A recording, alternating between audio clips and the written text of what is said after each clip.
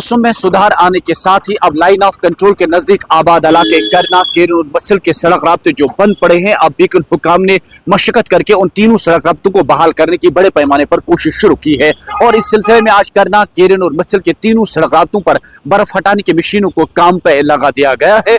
24 घंटे अब ये ऑपरेशन शुरू किया गया है ताकि सरहदी इलाकों का राब्ता जिला सदर मुकाम से बना रहे। डिप्टी कमिश्नर कुपवाड़ा श्रीकांत बाले आज इस ऑपरेशन की खुद निगरानी कर रहे हैं। उन्होंने बीकन हुकाम को हिदायत जारी कर दी है कि फौरी तौर पर तीनों सड़क राब्तों को काबिल आमदरफ्त बनाया जाए, क्योंकि पिछले कई दिनों से बर्फबारी जो जारी थी, जिसकी वजह से सरहदी इलाकों का राब्ता जिला सदर मुकाम से मुनक़ता हो चुका था।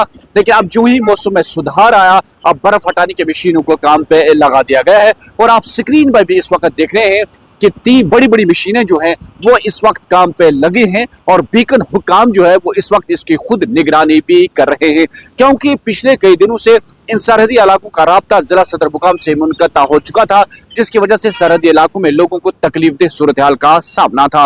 वहीं कुपवाड़ा जिले के मुख्तलिफ इलाकों में अब बिजली भी रेस्टोर हो चुकी है, जबकि अहम शाहराहों को खोल भी दिया गया है। अहम शाहराहों को खोल दिया गया और कई जगहों पर अंदरूनी सड़क राब्ते अभी भी बंद पड़े हैं, जिसको लेकर आज डिप्टी कमिश्नर कुपवाड़ा श्रीकांत बाले ने ऑफिसरान को हिदायत दी कि मौसम में सुधार आ चुका है और तमाम सड़क राब्तों को अब आमदरफ्त के लिए बहाल किया जाए और बिजली निज़ाम दुरुस्त किया जाए और बिजली निज़ाम के साथ साथ पानी का निज़ाम भी दुरुस्त होना चाहिए। डिप्टी कमिश्नर कुपवाड़ा ने इस सिलसिले में तमाम ऑफिसरान के साथ एक हंगामी मीटिंग की और हंगामी मीटिंग में उन्हें ये हिदायत जारी कर दी कि किसी जगह से कोई भी मुश्किलात लोगों को दरपेश न होनी चाहिए, क्योंकि बर्फबारी जो एक नेक सौगात भी मानी जाती है, लेकिन बर्फबारी अपने साथ मुश्किलात के अंबार भी साथ लाती है।